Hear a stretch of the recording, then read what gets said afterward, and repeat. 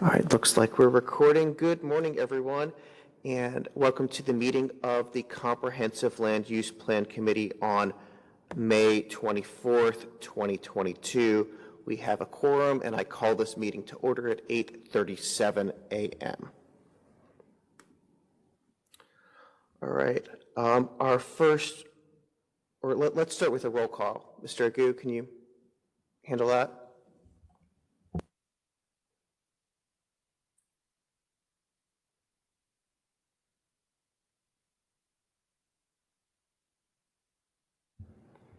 All right, for roll call, Brent Rubin. Present. Deborah Carpenter. Present. Is her camera on? Okay. Dustin Bullard. Present. Jasmine Anderson.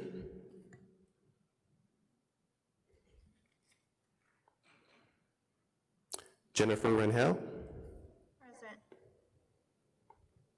Jerry Hawkins. Krista Nightingale. Present. Linda McMahon.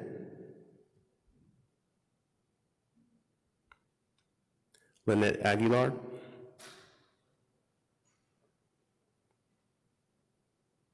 Matt Houston. Present. Thank you. Peter Goldstein. Present. And Roy Lopez. Present. All right, we have a quorum with the members present, so we can commence with the rest of the meeting. Thank you. Great, thank you. Can we start off with the motion to approve the minutes from the previous meeting? So moved. Thank you, Mr. Bullard. Do we have a second? Second. I see a second from Commissioner Carpenter. Any discussion of the minutes?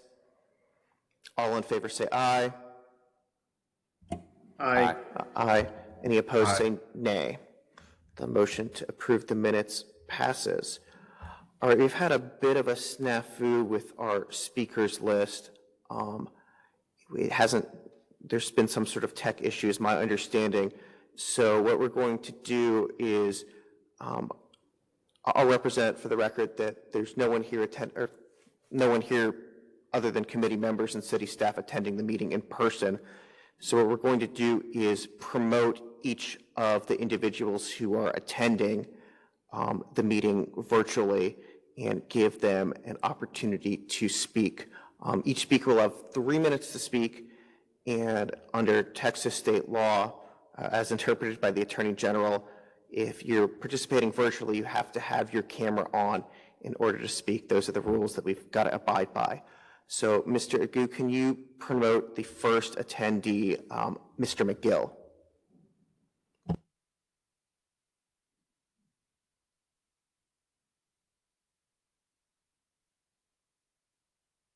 And can we let the record reflect that Ms. McMahon has arrived, and it's 8:41.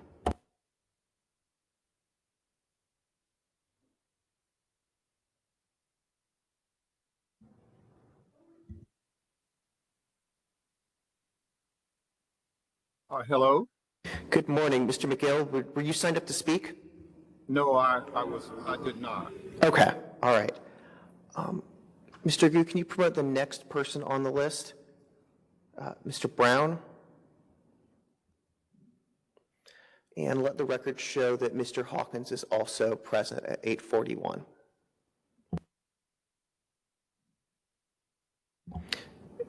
Mr. Brown, were you intending to speak to the committee today?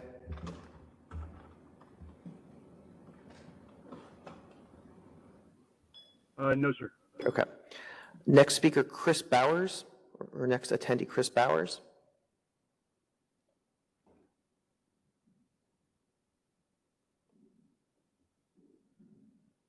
Mr. Ms. Bowers, were you signed up to speak?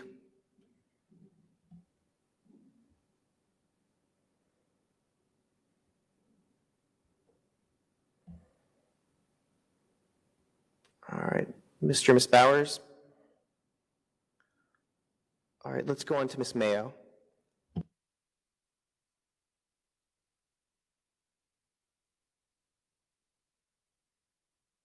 I'm also just here to listen. Thank you.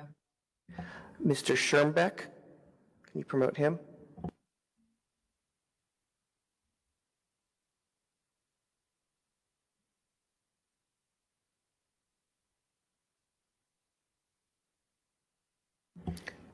Mr. Schirmbeck, were you signed up to speak today? No, sir. I'm just here as an observer. Okay, great. Thank you so much. Next up, Mr. Veal.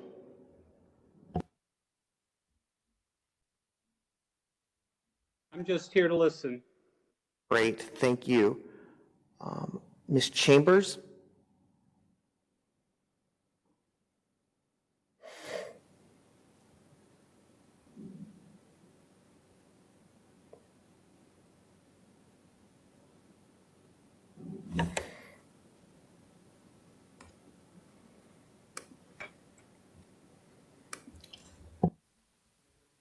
Oops. Ms. Chambers, were you signed up to speak? I believe it's Miss Champion. Pardon? It was Stephanie Champion, not Chambers. Hi, this is Stephanie Champion. No, I'm just listening in. Thank you. Great, thank you. Mr. Reynolds?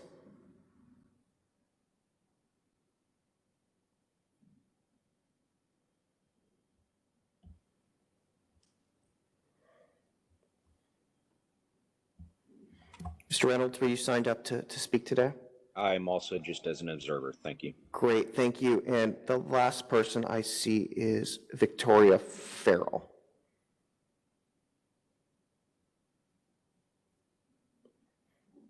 Just listening today. Thank you.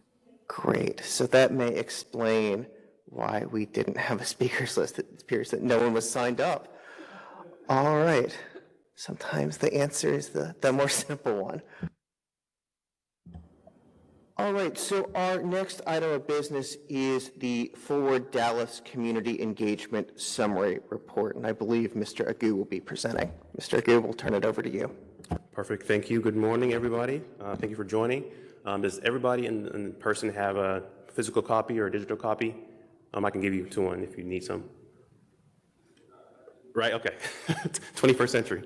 All right, perfect. So before we start, I just wanted to also acknowledge some of our teammates from an engagement team within planning and urban design. So as you all know, I'm Lawrence Agu, Chief Planner. Also with me is our Assistant Director, Andrea Gillis. With us in person. Virtually, we have Karen Riley and Shalonda Manguro Johnson. If you all are able to unmute or also share your share your video, just to say hi to the panelists.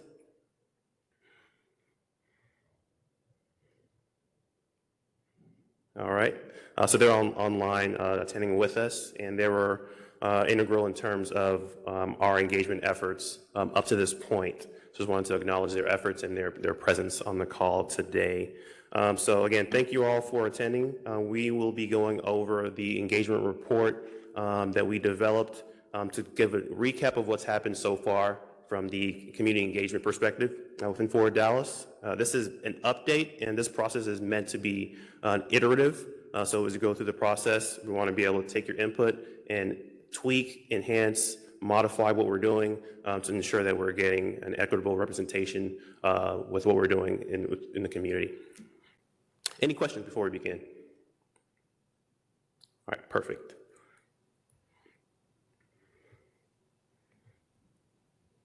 All right, so just a quick overview of what we're going to be talking about today. I'm going to break up this presentation into three main buckets, looking over what we've done so far, what we've heard from the community, and then lessons learned and next steps moving forward with this process.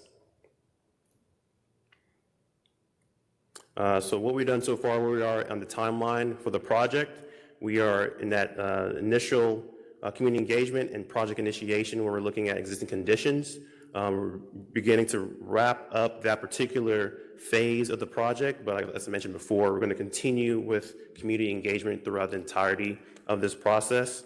And each phase and each milestone that we have, there are going to be certain, it's going to be certain either questions or they're asking the community to get them up to speed in terms of getting to that next phase, which is land use visioning, which will be using the input from this particular phase to feed into that next phase coming up.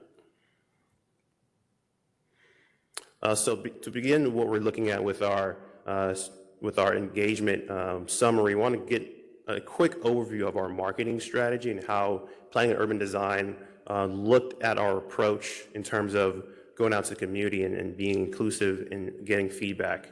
We wanted to make sure that the engagement that we went out and performed was equitable and represented the makeup of the city of Dallas.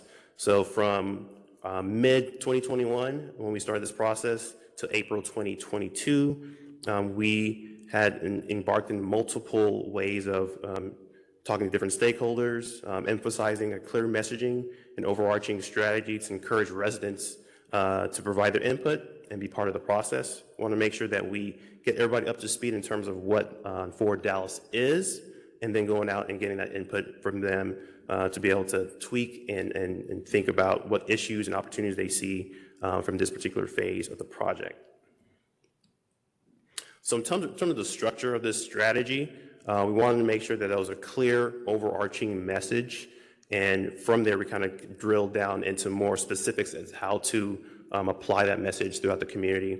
So first was kind of looking at an overarching message, and then relating that message to diverse audiences was key. So we looked at specific audiences that we wanted to target, and then our different tactics and different assets were targeted to those particular stakeholders, depending on where they were or what they knew about the project. So going back into the strategy, some of the main target audiences we looked at were residents, businesses, academia, special interest groups, and government. That's basically the buckets that we looked at. It's not an exhaustive list, but those are the main categories that we looked at. And from that, we also looked at geographically, how can we engage those specific individual groups throughout the city. So looking at citywide and drilling down into area and a neighborhood type of groups and organizations. So throughout this process, like I mentioned before, there were a lot of different tactics and activities that were done based on those certain people groups, certain stakeholders, certain geographies that we looked at. So on here has a list of the many activities that we went through, the community workshops that we had here a few months ago, and also too, as you all are familiar with, social pinpoint mapping, neighborhood meetings. They will call us and ask us to present on what Forward Dallas is, and we'll set up a time to do that with them. One of the key pieces I wanted to mention too is, as part of this, which is not specifically on the list, we partnered with City Lab, and one of the things that they helped us do was, in a sense, catalog all, or actually 150 of the survey responses. They basically were an arm of planning and urban design, and we basically crafted that particular connection as a class. So each week, our team would reach out to them, and we'd have a class about data analytics. So we talked about how you input data, how data can be mapped, and they helped us to be able to basically codify the data that we looked at and map it. So a lot of the maps that you'll see here, they helped us with the data entry to produce those maps. And in terms of just numbers and metrics that we looked at, the few numbers that we have on here, from the participants that provided feedback from their zip codes, we got 1,854 registrants, either participants or those who provided feedback in the survey. Just under 6,000 unique online survey visits and map visits to our online portal. Over 6,000 open-ended survey responses, and just under 500 social pinpoint map locations. So also part of what we were doing was engaging media outlets, social media and traditional media. So here just a quick a collage of different sources and outlets that we use to promote Forward Dallas, to also go out to the community and let them know what we're doing through articles from D Magazine and Dallas Morning News to our website, and what we're doing with Paul the Alpaca, our planning urban design mascot. So now I want to focus now on participant mapping and those who have actually provided feedback and engaged within For Dallas. So this map shows basically a composite of the main 4 general categories that we've gotten feedback from. So those 4 are facilitated workshops, surveys, both online and in person, community neighborhood events, going out to either neighborhood organizations or pop-ups, and interactive comment mapping. Participants from all those groups who provided feedback in terms of their zip code were basically mapped for us in the master chart that we have, and that's what's being shown on this graphic. So it's important to note that mostly all zip codes within the city of Dallas were mapped or were touched. And this particular type of map is a little different. It kind of shows the centroid to each zip code. So where there might be a void, we want to just make sure that you know that the point that's being shown is the centroid of the zip code. It doesn't mean that there's a void in participants there. And this next graphic breaks those participants into different categories that we mentioned before.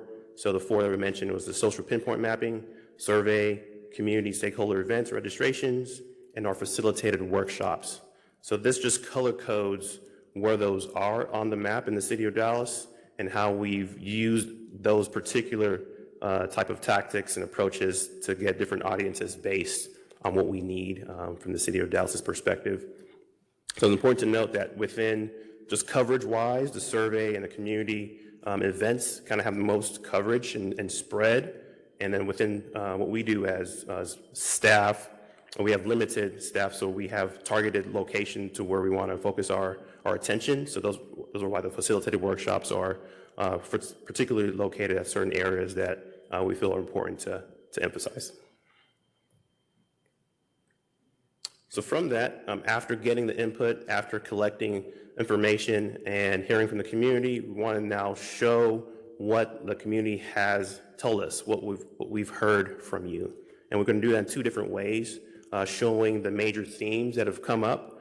These are preliminary themes. Again, this process is iterative, so as we continue through this process, these themes and the focuses actually might change throughout the entirety of what we're looking at. And then we're going to be looking at the social pinpoint feedback. That's the mapping feedback that we provided for you all as well. So from a preliminary theme perspective, the biggest one that comes up is mobility and connectivity. So if you all remember from last time we presented these themes, housing choice was actually the one that popped up. So with more feedback that we've received, mobility has come up to the forefront, but again, that doesn't mean that this is the major theme that needs to be carried through to the visioning piece. This is just where we are right now. So we expect these to be moving throughout the entirety of the summer, and we'll do another update of the feedback when we get to end of July, beginning of August, when we start our visioning part of the theme, of the project, excuse me. So this slide also, what it shows are what built to those particular themes that we saw in the previous slide. So each theme that we presented were made up of subtopics that the community provided us. So our team looked over, like I mentioned, over 6,000 open-ended responses, reviewed all of them and codified them and kind of put them in terms that were easy for us to understand and categorize for this particular analysis. So just looking at these particular sub-themes, walkability, access to amenities, open green space, lack of affordable housing options, those are some of the major ones that come up. And based on those particular subtopics, those were categorized into the themes that you saw on the previous slide. So again, these are the subtopics so far. These are not exhaustive. These are exhaustive of what we've seen, but it doesn't mean this is where it has to be. These will likely change throughout the next few months. And just wanted to get a quick overview of what led to those themes on the previous slide. So next piece I want to talk about is our social pinpoint map, our interactive map that we have online that allows individuals to create maps of issues and opportunities that they are facing in the city of Dallas. So planning urban design, we created 8, call it point types, for the community to provide that feedback.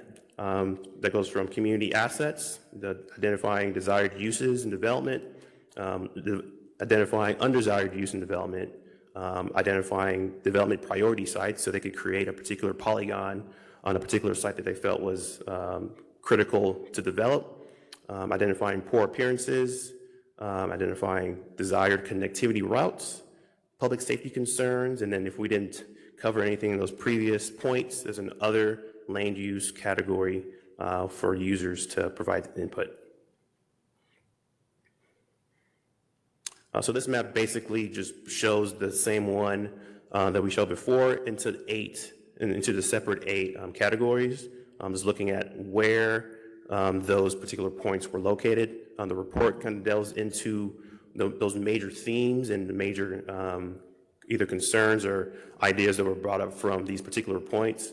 Won't delve into that at this moment, but this is kind of just to see graphically where those points are located. So I think for us, it just helps us to know and identify where particular clusters of either assets are located versus those undesirable uses. Just helps us to understand like where that feedback is coming from and what they're actually presenting to us.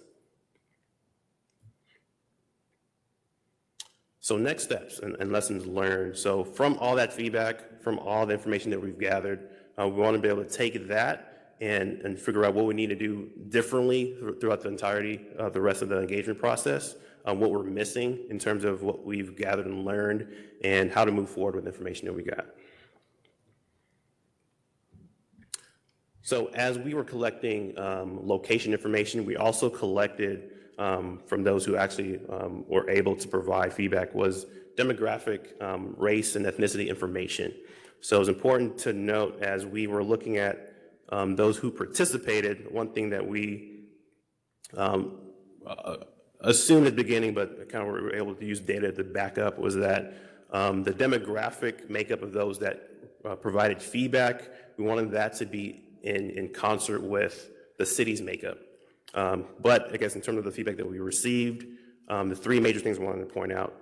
Caucasian white Americans, the feedback that we got was 52% of the respondents were Caucasian white Americans, and comparing that with the actual breakdown of the city of Dallas, that's 28%.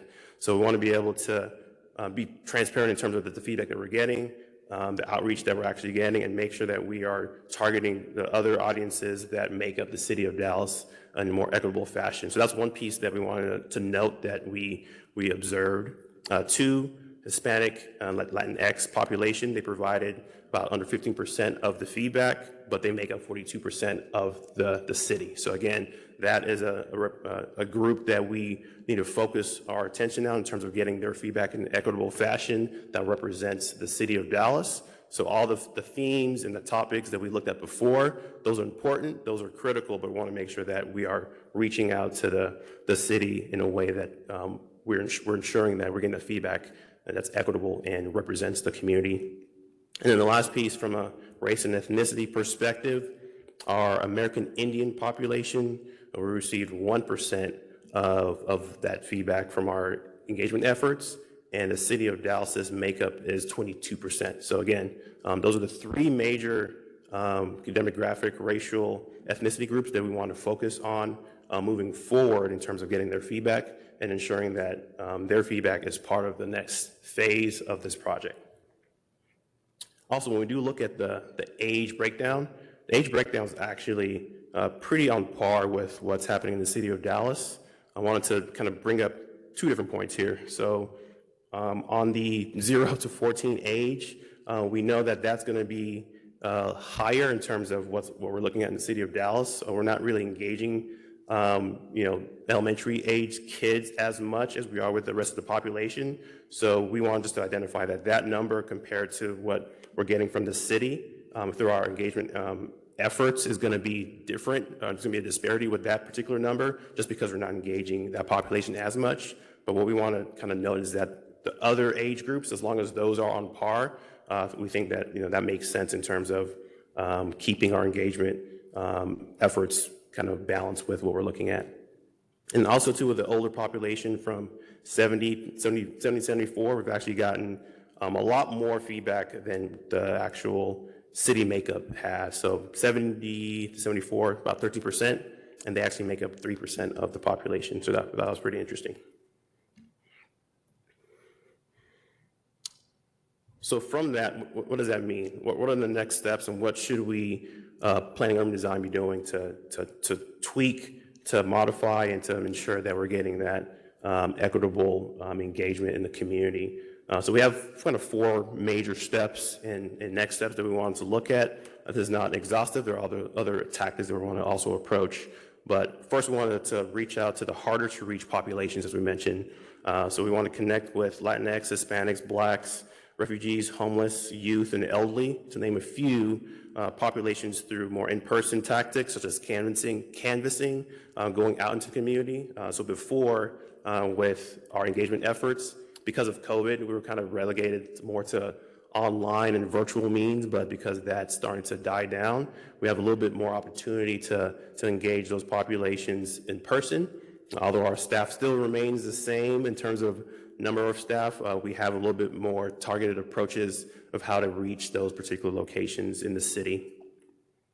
Secondly, the relatability of the messaging. So from feedback that we received is that those who did hear of what Forward Dallas was a little bit harder to connect what land use was to what their everyday lives look like. So we wanted to work on the narrative with Forward Dallas. How do we rephrase it? How do we make it in a way that's more palatable? So different approaches that we're looking at is either creating a few different caricatures that we can use to relate people to what Forward Dallas is, kind of putting them in a situation and how land use relates to their lives. So that's one thing that we're going to be doing with the messaging piece. And we want to be able to link that to a consistent branding and a consistent narrative that connects people to land use, and the land use what we're looking at with this comp plan. Thirdly, looking at grassroots and grass top engagement relationships. So throughout this process, again, another critique that we received is that our connections to organizations like churches and other organizations that are in the community that have a broader spread than we have as a planning urban design, that connection could be done better. So our approach is to revamp that approach in terms of looking at targeted grass tops stakeholder outreach, political, civic, institutional leadership, with a focus on dissolving systemic barriers and developing a shared vision for equitable land use in the city. So we want to make sure that not just going out in the community and kind of starting that grassroots, but also the grass tops engagement, and those particular influential community groups and members are part of our community outreach as well. And then lastly, one thing I want to touch on is just the transparency of our engagement process. So throughout this process at the beginning, having the data that we've shared here, having that being shared on our website, social media, other reports and newsletters, so the community knows that whatever they've been providing us, we are then showing them how that looks like and how that influences this project moving forward. So we'll be working, kind of going backwards in terms of the outputs from the comp plan and how that relates to the feedback that we've gotten from the community. So we want to make sure we link that in a way that's transparent and clear for the community members who have provided their feedback so far. And with that, that is actually the end of my presentation. Again, always want to make sure that as we continue this process that you all, the club community members, are also being an ambassador for us, going out and not just helping us through this meeting, we're going to be having conversations about, but actually after this meeting, through social media and your other connections, connecting where you are to what we're doing with Forward Dallas. So with that, I will turn that back over to Chair Rubin and open it up for questions and just going over the report and information from the presentation. Great. Thank you so much for a really good presentation, Mr. Gu. I will turn it over to the members now for questions and comments. Mr. Hawkins, I see. You ready to?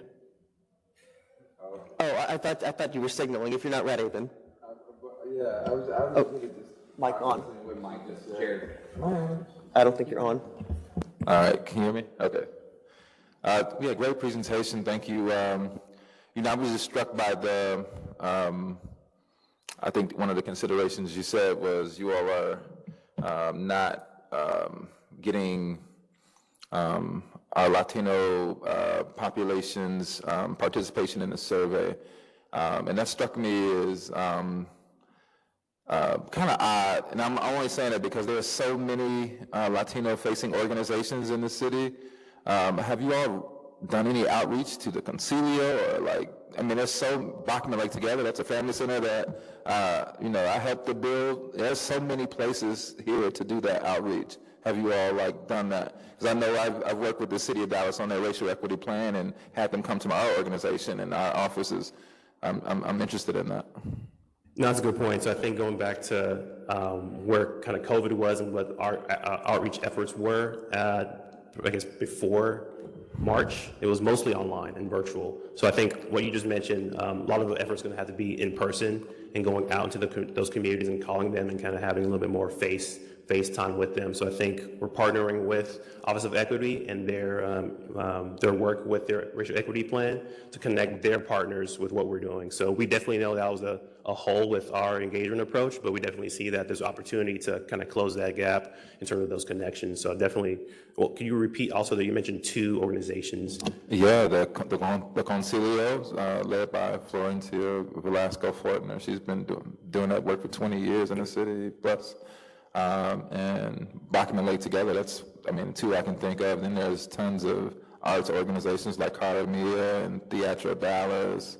There's tons of Latino, Hispanic, Latinx organizations. And I think part of the report too, just kind of add to that, I think the locations that you mentioned are Bachman Lake Together, above I-30. I think some of the locations that we're looking at is actually below I-30 as well. And I think you just mentioned the Concilio would be a good one too, but that's also going to be our focus. It's not just the population, but also where they're located. So that makes a lot of sense. Yeah, we're talking about the largest group of folks in the city, so they're all over the city like that. So you got, yeah. Right. And just one more follow-up on Mr. Hawkins' great questions and comments. Is the city maintaining a comprehensive list of stakeholder groups to whom it's reached out thus far? 1, so we can see it, and 2, so members of the committee might be able to identify any meaningful gaps in it and make suggestions. Right. So there are a plethora of different,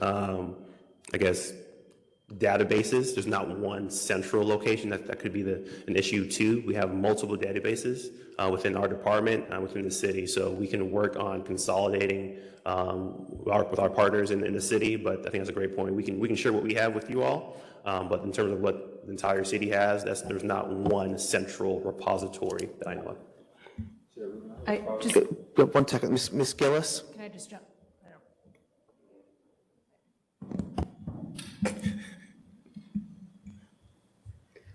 I just want to jump in on that really quickly. That is something that we will definitely be compiling. Well, we have been compiling as part of Forward Dallas, but Forward Dallas specific, it will be compiled. And that is part of this moving into this next piece of being very organized about those buckets and who we've already touched base with and who we still have yet to connect with. Great. And just to follow up, I think, just to make sure, Mr. Aguirre, we're on the same page. I know you're talking about the city may have resources of lists, but I'm specifically would be interested in seeing a document that looks at what PUD has done so far and who it specifically reached out to with respect to Forward Dallas to date, as opposed to a longer list of more aspirational list of who should we be reaching out to, so we can identify. And we do have that. Great. If you could circulate that to the committee once it's ready to go, I think that would be very helpful. And Mr. Hawkins, I think, had a follow-up. Right. Yeah, you made another statement at the end about us being ambassadors for this plan, and I think that's a great aspiration. But I do think, one of the most important things for us is we do a lot of community engagement, and I'm saying we is the work that I do is to the considerations of time and resources. And so if folks are giving their time, we also are ready to provide resources, whether those resources cover space or cover actual funding for their work or funding for people in their time, because people have to, people are in different situations. So I think, those time and resource considerations have to be part of this work. And I don't know if that is in the budget or anything, but they have to be considered.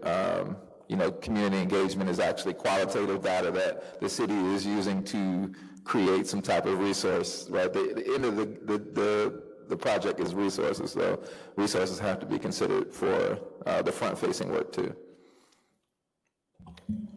No, agreed, definitely. And then last thing is really about language. Okay. So I am really interested in the language that you all use to describe communities.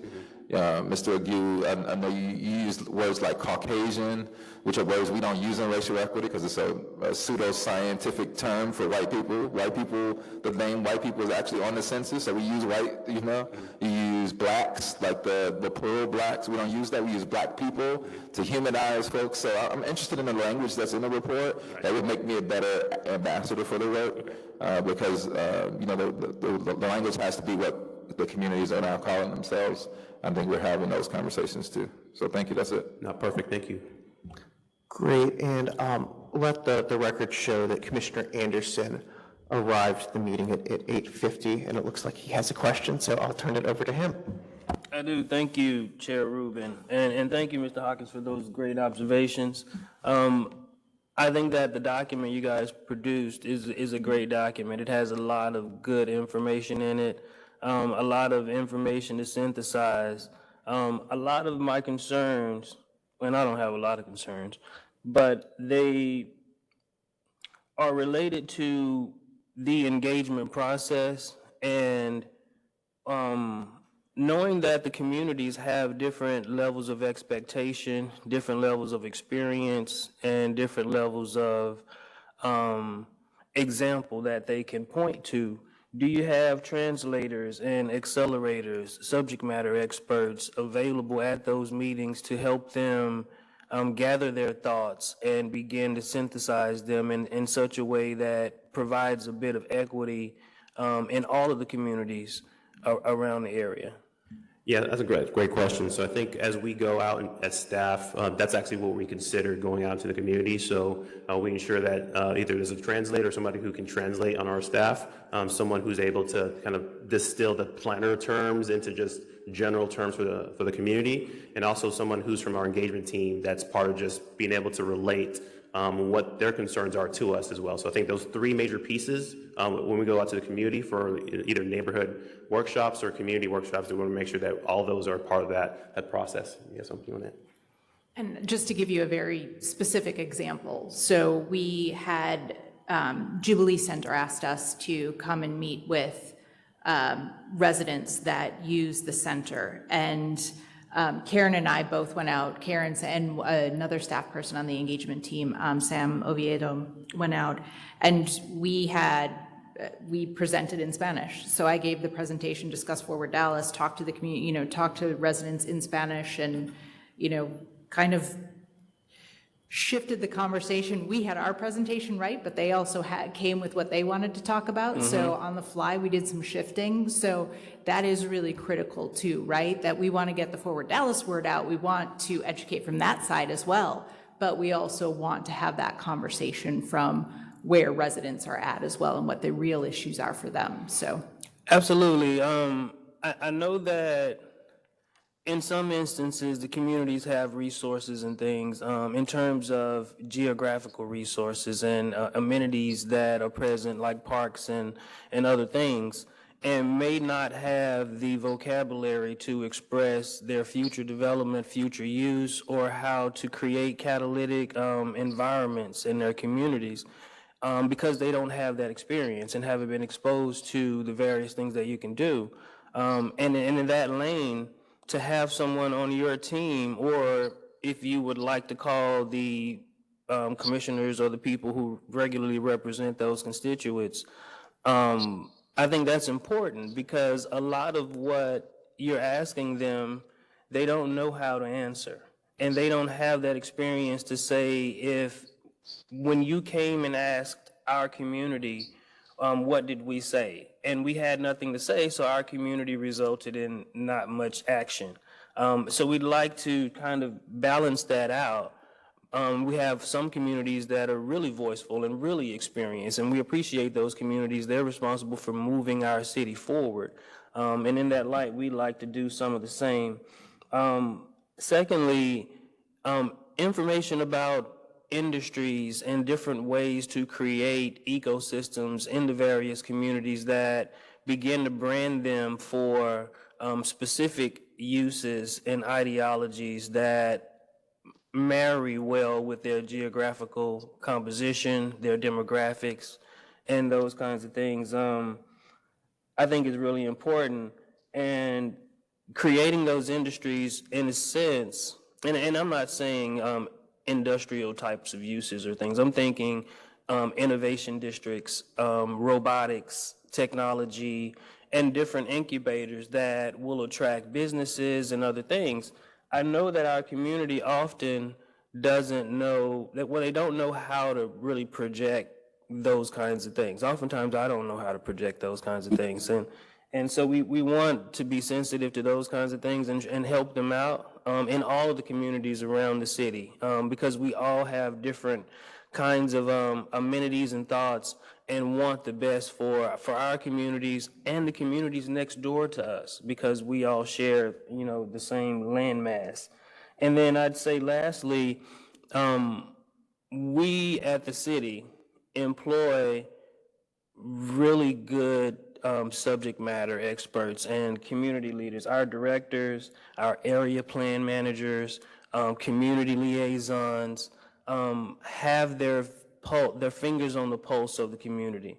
And I'd like personally to see some of their inputs in coordination with the work that you guys are doing. But so to end, I just want to reiterate, I think it's a really good document. There's a lot of information in it. I sat through and went through a lot of the forward-leaning things that you guys are doing. But I'm really looking for how you can create the new Dallas and what are we pushing forward to, as opposed to synthesizing the information and knowing that this is the engagement portion. And that's why it's really critical to have those understandings. Right. I think there are a few things I wanted to touch on that you mentioned with what we're looking to do moving forward. We want to make sure that we know that the different community members or the City of Dallas, different people have a certain level of understanding with what's happening. So we can't come with one kind of cookie cutter presentation or way of approaching them. There's multiple ways to kind of bring everybody up to speed in terms of what's happening from a land use perspective. And that's what we're going to be looking to do during the summertime. Although during the summertime, there is a dip in engagement just because people are traveling. We want to make sure that everybody knows the why of what we're doing with Forward Dallas, kind of getting more of our outreach in person and kind of just get everybody up to speed with what we're doing. Because those who provide feedback, they know about land use and how that applies to their lives, but we want to make sure we focus on those who don't know what that's about. So that's one piece I wanted to mention. That was a good point. And also, too, in terms of connecting with our other staff members in the city, we are connecting with our technical committee, which basically, when we have certain key points in our process, we engage them to provide feedback. So the two pieces that we mentioned for them has been our kind of population employment analysis. So they've been helping us with that, and when we kicked off the project too. So I think also the engagement was also part of that study in terms of how we're approaching it. We presented that to them, and they provided feedback in terms of this is how you should be approaching. These are the community groups that we know of. And then we kind of connected that way. So even with that, we know that there's still gaps. We want to make sure that we cover all the gaps that we have from just connections throughout the city and stakeholder groups, so we all can make this effort at the same time. I appreciate those efforts. I know that we stand in the face of the elders of the communities, and if the elders don't get their points across or get the opportunity to really project the position for the communities, then there's more problems down the road than engaging them. And there may be a bit of merit in engaging seniors and elders on a separate platform so that they don't get kind of run over. Right, and that's actually what we've done. We've actually been actually to their either community and neighborhood organization groups, meetings, because there's actually one individual who mentioned, hey, I can't see, so can we just have a call? Can we just talk on the phone? So that's been what we've done with the older population, just calling them or meeting them in person, because they can't see the presentations. That's beautiful. So we just have to just explain what land use is, and that forces us to know what we're talking about, so we can relay the information audibly, and we can get that feedback. So because they know more about the communities than most people do, because they've been there for decades. So that's kind of how we've approached looking at that as well. Absolutely. Well, thank you for the good work that you guys are doing, and thank you, Mr. Mr. Chair. Hey, Lawrence, Peter Goldstein here. Great work. You guys are doing a super job on this engagement report.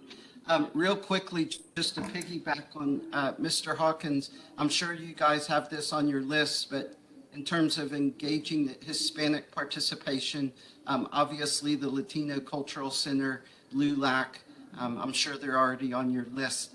I also wanted to mention or say how glad I am that the DISD students are able to help out on this. I know that's a demographic, that 0 to 14, that we're looking for. So I'm really glad to hear about that, their participation. And along those lines, in terms of the next steps in the hard to reach populations, I know that including our youth is really critical, particularly in the long term. I think that this will make this type of work easier in the future if our students become engaged and knowledgeable about these issues and have a voice. So thank you for including our DISD students in City Lab, and we look forward to continuing to participate in the process.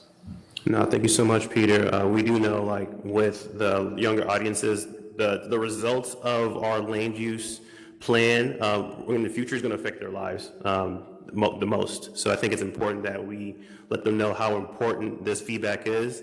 And those who have participated, those who are, for example, participated in EarthX, where we had them, kind of take some polls, and also who are part of the class that analyzed the data. There was one individual who mentioned, like, hey, I did that. I can see that point on the map. I helped with that. So I think being able to kind of see how their engagement is leading to kind of efforts with this plan.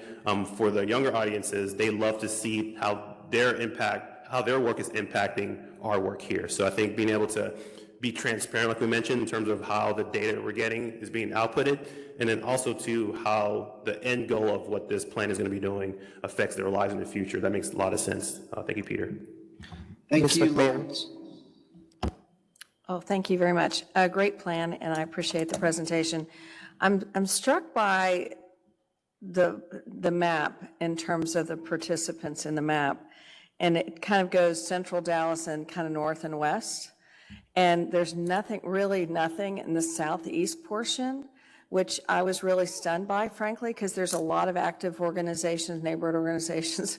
Of course, we all meet with them a lot, but I was really struck by that. Do you think that has anything to do with their lack of access to broadband, or is that, since a lot of this has been online, or what do you attribute that to? Right, so I think going back to what you mentioned, I think those assumptions, I think as we're looking at the data, those are a apparent gap with that particular piece. So we want to make sure that we are actually going there in person and doing a little bit more canvassing with those communities and those organizations that are actually on the ground. So based on the data that we have, that could be the connections that we have, and that's what we're looking at. But we want to make sure that to confirm that, we actually go there and get that feedback before we make kind of those assumptions. But that's basically what we're looking at. Like the data is kind of telling us that story, and I think that's also what we're assuming from looking at the information. So that's kind of where we want to focus now, like our efforts. Like the online tools are doing their part. We can kind of leave that as is. Now let's just focus on getting on the ground and figuring out how we get that feedback from those communities who have, like you mentioned, like you have connections there already,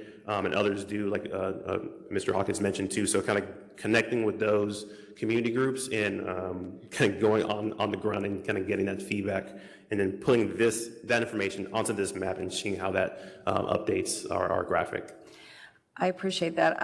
I do know, having spent a year, our organization spent a year doing an equitable development plan in 3 specific neighborhoods, and we actually used LandGrid to actually map every single property, and we hired people to canvas and took pictures. We're happy to share that database with you. Oh, nice, great. And access to that. But, we did door-to-door surveys and door hangers, and what seems like basic marketing is really what's essential. And frankly, a lot of people won't answer their door, but they get the door hanger, and then they may show up at a community meeting. So sometimes the basic marketing is really what you need. But I was just really struck by that. But this is really tremendous.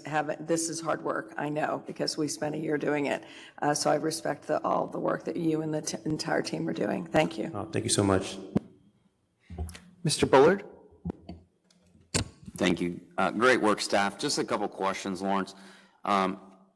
For this phase, at what point do you feel like it's complete, or how much longer do we have? I mean, I feel like we all feel like there's a little bit underrepresentation. So kind of walk us through how you feel like you're going to play catch up there. Right. So I think from now till like just the end of the year.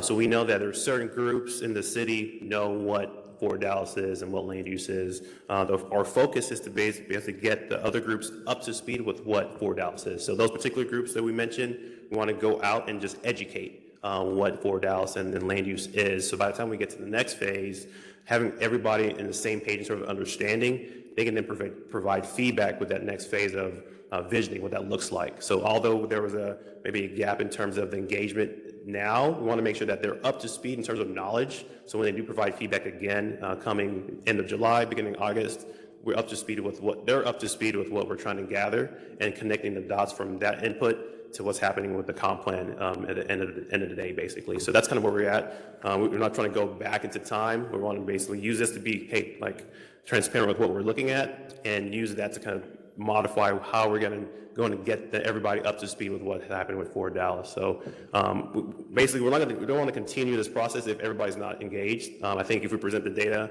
and present that to leadership, and we say, hey, we want to make sure everybody's part of the process, the powers that be can help us to do what needs to be done to make that equitable. So we want to make sure that we're transparent with our data and our outreach efforts, and just do what we can to kind of get to the end goal of getting everybody up to speed, to providing feedback on a land use plan for this project. Very good. I think one thing that may be helpful here for this committee is, and again, it's in this presentation, but establishing kind of mile markers of at the middle of May or whatever the timeline is. Here were some underrepresented groups, and then in 6 months maybe brief us again so we can kind of see, okay, we were lagging 6 months ago. We're now kind of caught back up with these communities that we had some concern on, or these demographics. I think that would be helpful from my perspective as a committee member, staff, to look at it through that lens as well, just so we can kind of see if we continue to lag and maybe pivot as needed. Right. To that point, and Ms. McMahon had a similar, I think, theme here. I really am interested in slide 15, the pinpoint mapping system. It looks like we have even a higher level of disparity between just overall engagement and then communities that have utilized the social pinpoint tools. Do you have any thoughts around, is that a fair assessment? And then do you have any thoughts around that? Is this just an online tool, or is this something that can be completed in a workshop scenario? Walk me through that. Right. So this is just showing us the online piece of this. So what we've kind of started to develop so far is kind of getting this to be done in person too. So this just shows the online piece. We do have feedback actually from these other areas, from other workshops and pop-ups through sticky notes. So we just print out the maps, ask the same questions through a particular workshop, and then we can get that feedback as well. But still, I think it's important just to be transparent with these tools and how they're being utilized, and the feedback that we're getting. We don't want to try to hide anything. So we just want to show that this particular tool, this is kind of what we're getting, so that way we know how to focus our efforts when we go out in the community. So because we're very limited in terms of staff, we want to be able to see, okay, Social Pinpoint does a good job with this area. Let's now focus our attention in this area this way. So that's kind of what this is for. Okay. That's a great question. Very, very helpful there. And then I think the only thing that I'm assuming you all are tracking is kind of in-person versus online engagement. And I don't see that in here. But again, just kind of looking at a comprehensive high level moving forward through this process.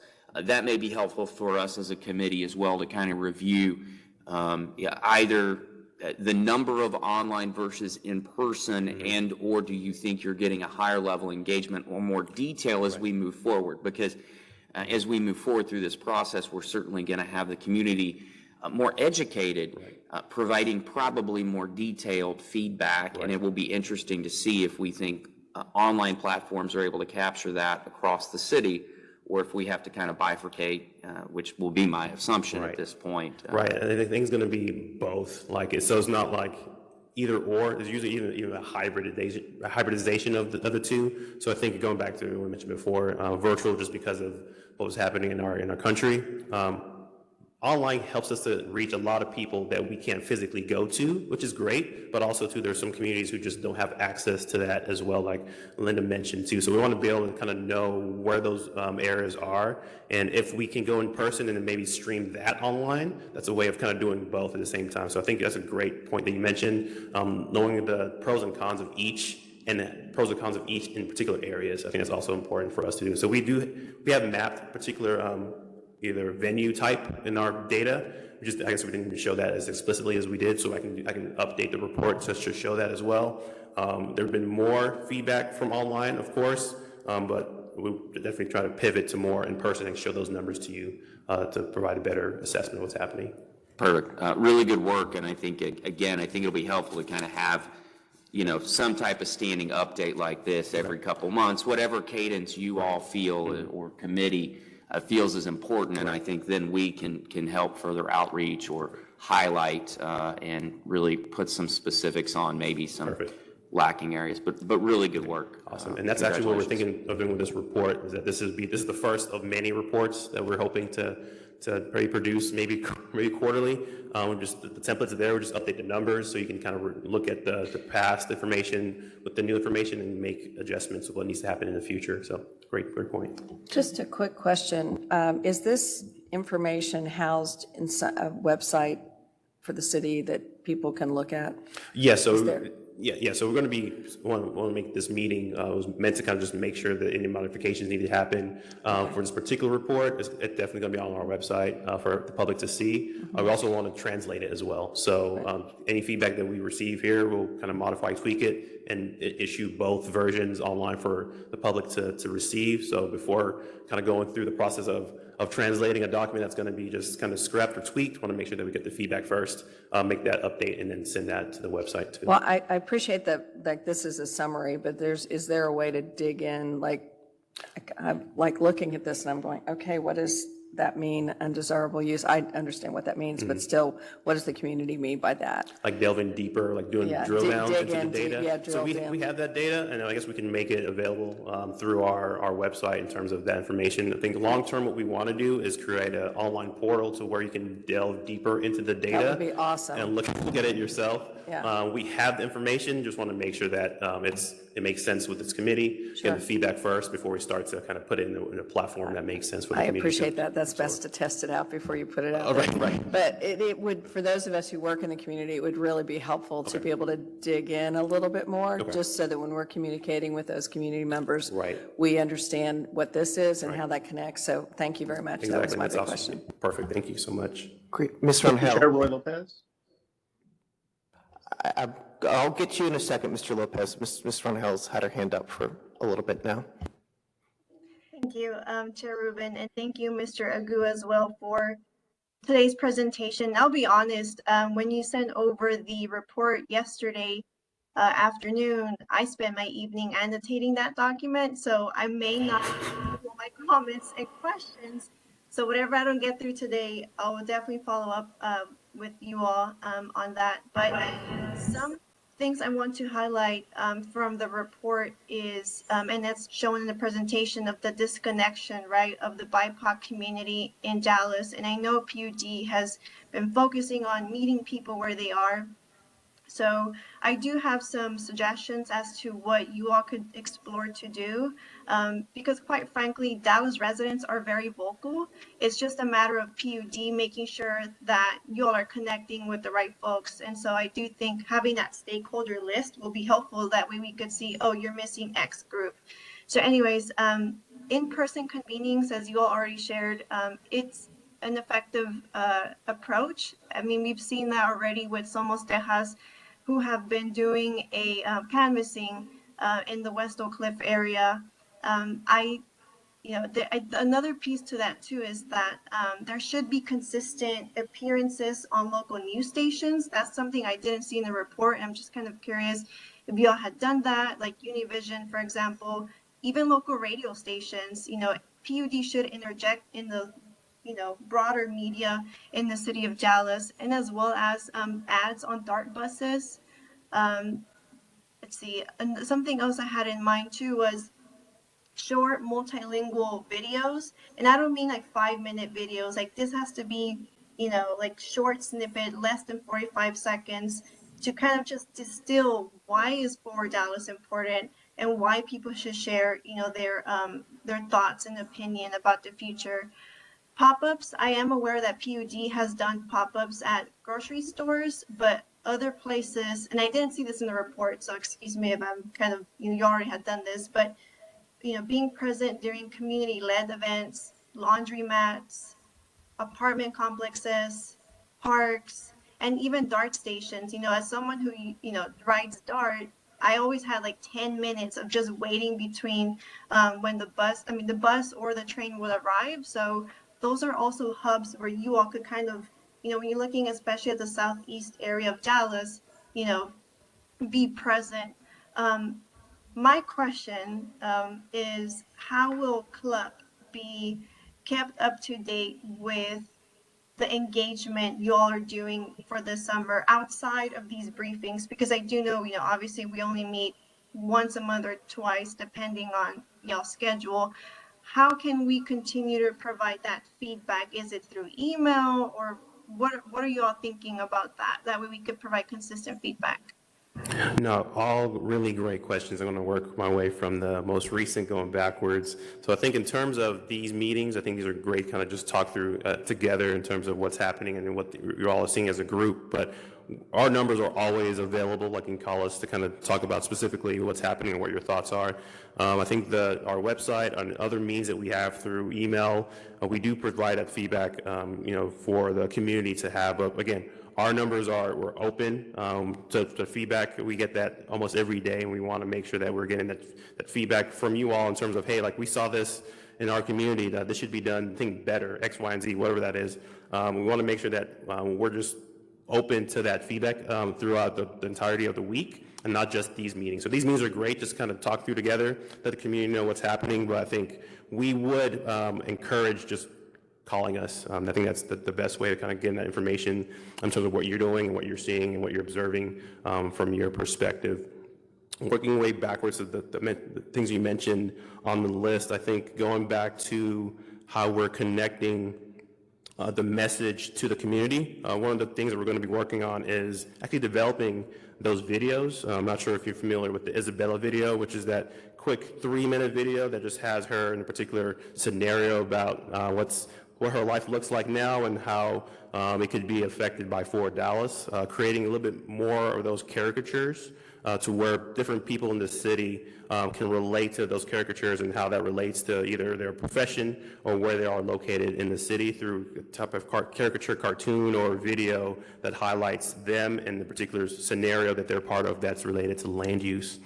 Going back to what you mentioned with the WOCAP, so the information that we showed here is for Dallas specific, but I think it's important to note that we want to connect all the feedback that we've gotten from WOCAP and our area plans into this as well. So although we're not showing that information, all the data from WOCAP, all the data from our area plans will be part of the next update of this report, and that feedback will be reflective in terms of the demographic analysis that we're showing. So we don't want to replicate efforts in areas that we've already been part of. We want to be able to get that data and input that data into what we're doing with Forward Dallas. So with the area plans that we're currently embarking on, there's going to be a little bit more connectivity within what's happening from that engagement front to where we're basically using both avenues to kind of funnel in land use feedback into the same portal, and then we'll show that analysis through demographics, age, locations, in an updated version. So although the Hispanic numbers are low here, it doesn't include WOCAP data, it doesn't include area plan data, because we know we've already engaged those groups. So we'll be able to provide an update with that information, and I think that will also close the gap in terms of what we've seen here. And then last thing that we mentioned, the pop-ups that we've provided and we've done so far, we're right on point with what we're looking to do as well, is actually go out into the community more so in terms of their particular events that they're hosting. So we have events that we've been part of or the city's been part of. We want to focus more on us attending their community workshops or events and showing our faces there. Again, going back to just the state of things in the country, we have more of opportunity to do that, and that's kind of what we're going to be doing moving forward. And actually, sorry, last thing is that with the connections with local news, radio, and broader media, with our consultants and our actually connections with the comms team in the city of Dallas, we are kind of growing those relationships to be able to connect to local news, radio, and broader media. So that's one other piece that we wanted to highlight during this time of the summertime, is connecting with those existing relationships that are pretty strong, and being able to show our faces and show Forward Dallas, highlight that a little bit more so with what we do in the department. So all really awesome points that you mentioned. Also take DART, so I definitely understand that lull period that you can be waiting for your bus or your train. I missed mine this morning, but yeah, we'll definitely get that going. Thank you, Mr. Agu. And just to clarify, I was pointing out to Somos Tejas because it, in the sense of a engagement you all could explore to do. I know you all mentioned the southeast area, so I don't know if PUD does block walking or not. But that's been a very much so proven effective way to, meet people at your front door. The other questions I had, I noticed in the report, there's no details about how the engagement activities are facilitated. I would like to see that. So I do see like community meetings. That information is helpful, so we could also provide feedback about the process itself, because the outcome we're all working towards is to have an equitable land use, as you all have outlined, but the process is just as important as the final outcome, and I would like to provide feedback as well, just so that way it's not just putting sticky notes on a map, but we're really getting to the core of what's important to the community, and then work towards that land use map, and that way you all have a much more informed map. Because that's when, as planners, we know, like, when you hear people's story and you understand it, you then see how those policies and practices are just not shaping up well in these communities and can make Forward Dallas a much better comprehensive plan. A few more questions that I have. You all mentioned a neighborhood summit on page 41 of the report. Could you all share a little bit more about that? I didn't see that in the presentation, where it will be hosted and what will it be composed of? Thank you.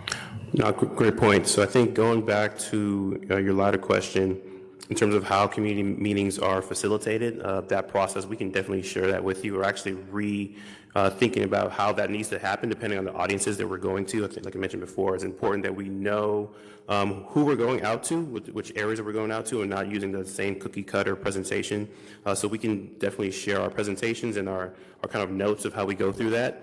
We mentioned, or we actually try for this report to be very graphic. We didn't want to delve into too much details, but I think we have that detail.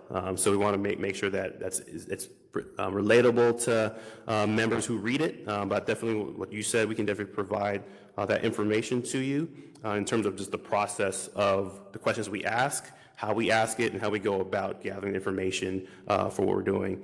In terms of the neighborhood summit, it's actually still in development. We do know that when we did the kickoff actually in January, that a lot of feedback was gathered from there, but also too from that we want to be able to tweak that particular method to either change the messaging or change what we're trying to get from that particular type of engagement. So the neighborhood summit's still being developed. We know we want to do it again, but the details to that still being hashed out within planning and urban design and with our consultants.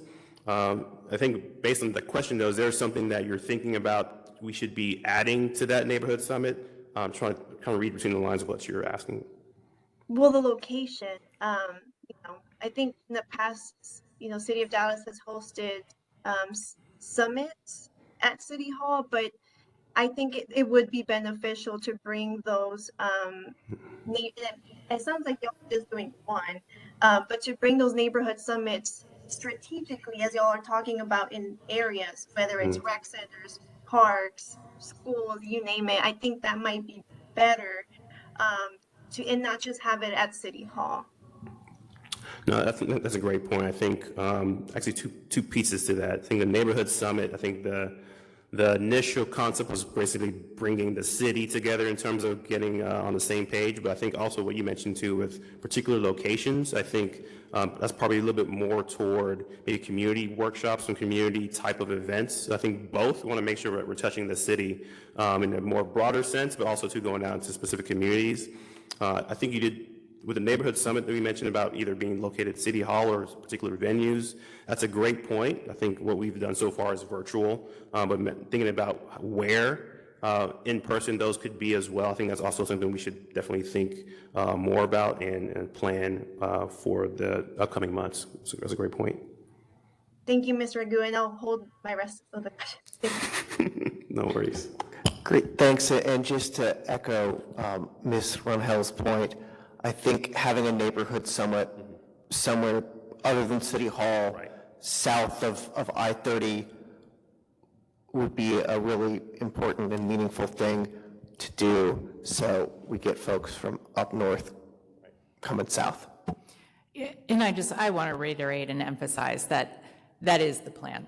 So it is, we're thinking it as a road show, basically. And to go around, we know that we need to go to these areas as opposed to asking people to come to us. So we now have greater opportunity to do that since we've moved out of this, more critical pandemic phase. We're moving into summer where the weather's better and we can engage more and go to those specific places. So all under construction right now as far as how that plays out in the logistics of it. So absolutely, that will be a big bulk of the push for the coming months. Sure, and I think I heard a couple things from Mr. Good. There was a neighborhood summit idea, then there were actual community meetings with smaller neighborhood groups. If there is a citywide neighborhood gathering, that's, I think, what my comments were really most directed towards. Mr. Lopez had some questions in our comments, so turned it over to you, Mr. Lopez.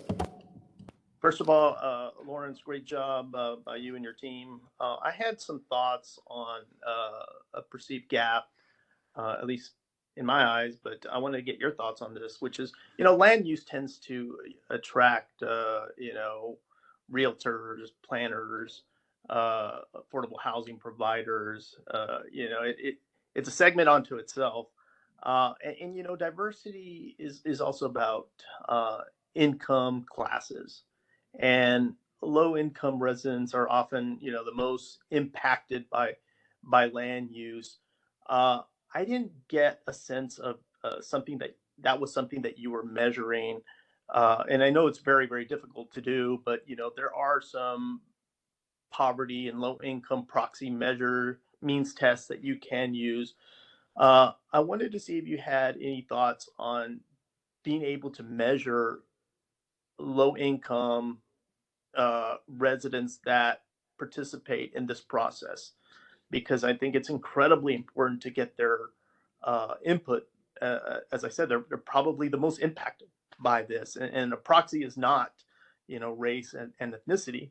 But there's some things that you can measure, which is like Pell Grants, use of Pell Grants, just general geography and census tracts, if they participate in a child tax credit program or just other, social safety net programs. Just wanted to get your thoughts, because I think it's a critically important element of this work to incorporate the thoughts of low-income residents because land use just tends to attract people of higher means. No, that's a great question. So I think two pieces I want to mention. So first, when we go out into the community and we ask for demographic information, we're pretty specific that we don't want to bombard everybody with a lot of information that we're gathering in terms of their income levels, et cetera. But I think from what our GIS and data analytics team in the city has, they have a map that locates where those are. So we're able to basically look on the map, kind of figure out where those low to moderate income levels are just geographically, and know how to pinpoint those locations. So in addition to the information that we provided on the map that we're providing from our input, we can use the information that we have from the census and our other internal analytic tools to basically look at the gaps. We can basically overlay those two maps together and see where those low income areas are and focus our attention there too. So I think even though they might not provide us with that information themselves, we can use information that's publicly available in conjunction with what we're looking at from our engagement efforts to basically get that data. So I think that's very important. That's also another piece that we can also update on our report, is basically being able to see where those demographics are from a I guess economic standpoint. But kind of to pick on your question a little bit more so, from that, I guess what other pieces are you trying to kind of gather that's important from those particular audiences? Is it a particular type of information that we're getting back, or just making sure that we're reaching out to those community groups? Yeah, I mean, at the end of the day, this report is all about credibility. Right. And if we don't have, like you mentioned, an equitable plan here that reaches not just race and ethnicity, I think that's incredibly important, but we have to look at the income classes as well across our city. So it goes back to the credibility piece. Are we getting the voices of our low-income residents in this process? The land use is so they are the most important. Right. No, that makes a lot of sense, and I think we can definitely show that too in our data. So a few things that we are doing, in addition to this particular report, we're also developing our existing conditions report, which delves more into the economics within what's happening in the city of Dallas, but going back to when we do maybe update this report, showing that information as well. So this just shows the information that we've gathered, but we also have information related to income classes. We can kind of put that composite information together and create a little bit more of an in-depth analysis in terms of the income classes that are providing feedback to us. So I think that's a great point to look at too. And in terms of accountability, I 100% agree with you that just being transparent with what we're doing and being able to report out on those particular details, we can definitely get that done. Commissioner Carpenter, did I see your hand raised? Okay. Ms. Nightingale. Thank you so much, and thank you so much, Lawrence, for this presentation, and thank you to everyone who has asked questions. You have asked most of mine, so that's great. I do have some thoughts on the roadshow, and I'll follow up with some of those. I think, on that, collaborate as much as possible and work with organizations that are already in those areas and can host you. So I have some thoughts there. I do have a question about, you mentioned translating this. I would like to know a little more about how it'll be translated. I saw that with the West Oak Cliff plan, it was done via Google Translate. And I know that some of these terms don't translate the same from English to Spanish. So I was just curious if there's going to be someone who speaks Spanish who will actually be translating, or will it be done via Google Translate? No, it will not be done via Google Translate. We do have a team within City of Dallas that's specific to translating documents, flyers, etc., that are native speakers, and they will assist us with that as well. So we want to make sure that we're getting the feedback from this panel just to make sure that the content and the structure makes sense before we employ that, and their limited resources as well. So we just want to make sure that we're being cognizant with their time and what's needed to produce that, but definitely there are actually people that we have in the city to do that work. Great, thank you. And then my only last question is, I believe someone posted in the chat if they have the ability to ask questions too. And I didn't see an answer to that, but I could be missing it. So I just wanted to point that out. Thank you all so much for your time. Great. And can someone from city staff answer that question in the staff, in the chat? I don't believe that members of the, I think questions today are limited to members of this body. In one other question, I know this probably goes to Ms. Gillis. I think we did have a question about the WOCAP translation when I met with you. And was there anything else done in addition to Google Translate for the WOCAP translation? So the executive summary, that 28-page document that was sent around, was translated by a staff person. The full document will be the final, I think it's in process of getting moved to comms, our communications department, for translation individually in-house. So it will, the final document will be translated. Okay, good. And I think the ideal, again, is to have virtually, everything, particularly something like WOCAP. And I know it's not on our agenda today, so I'll be brief on this, translated by a human with the city, so.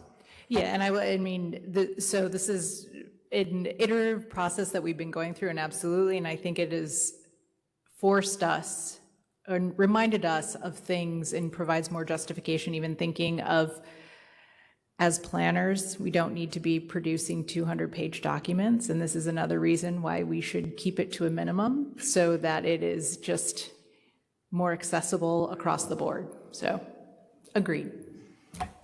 Great. Let me just make sure there aren't any questions online, then I'll come back to the folks for a second round of questions. Anyone who hasn't had a chance to ask questions or make comments, want to hop in here?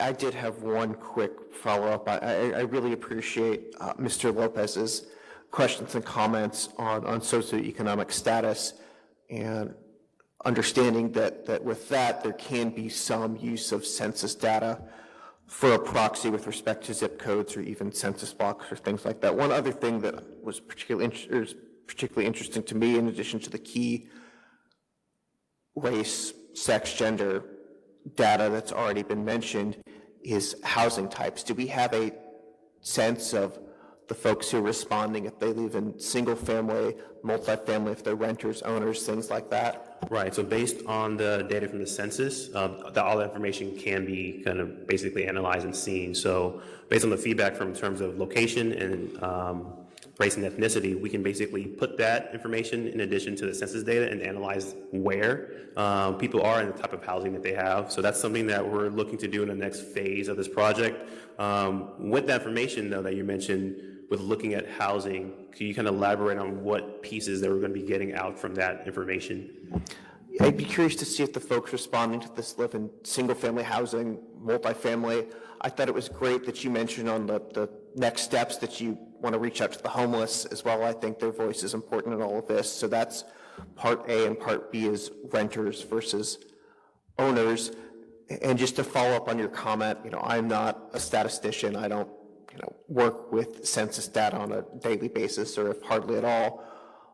But my gut, or my rough understanding, is that you can draw some decent generalizations from census data with respect to income, but it doesn't seem as intuitive to me that you could draw the same conclusions about who's responding with respect to housing type. Yes and no. So I think that the census does have housing type, all the information there as well. So you can make those correlations just based on connecting particular data points to that data that we're receiving back. So I think in terms of, again, we want to make sure that as we're going out into community, we don't want to scare them with too many types of in-depth questions. We have that data in our repository, and we can analyze that already. We just want to make sure that the people that we're reaching out to, they know what we're doing. So I think, again, going back to what we've done with multiple plans and projects and census, et cetera, we've gotten that data.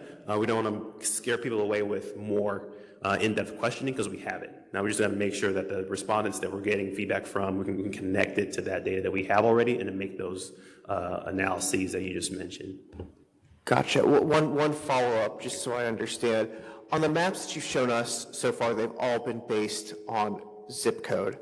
When you are collecting data from individuals, whether it's a survey or an in-person event, are you getting more information? I understand that people, providing an address or something like that may be sensitive, but are you digging down beyond the zip code? Because I could imagine in some zip codes there could be a wide variety of housing types, a wide variety of incomes. Right.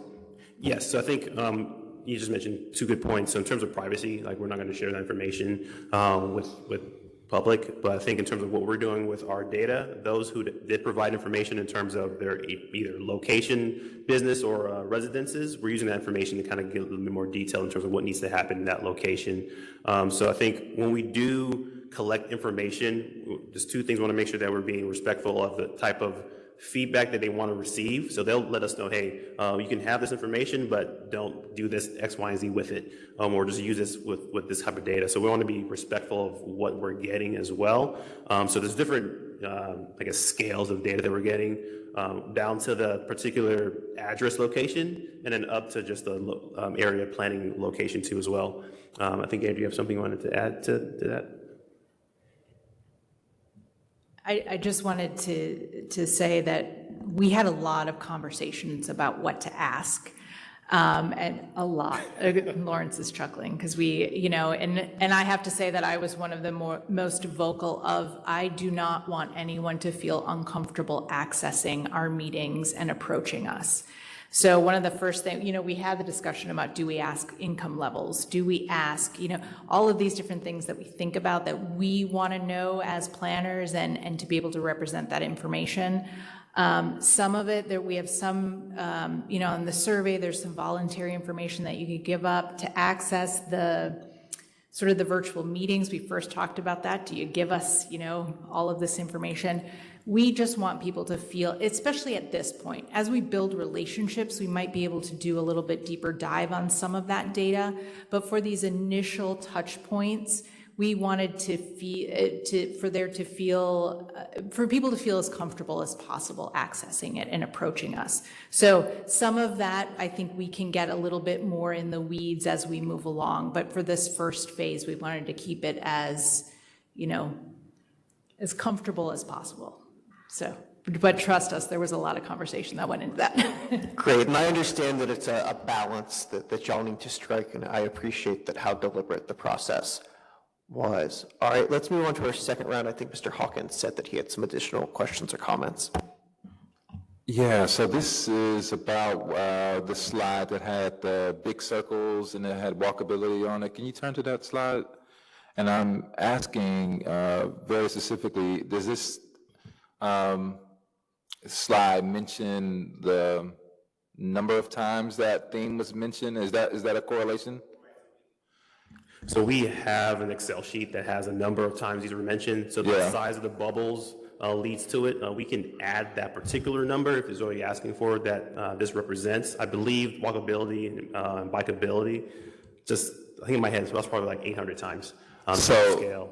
So my question to that is what just released, which is the Dallas audit of the pedestrian safety.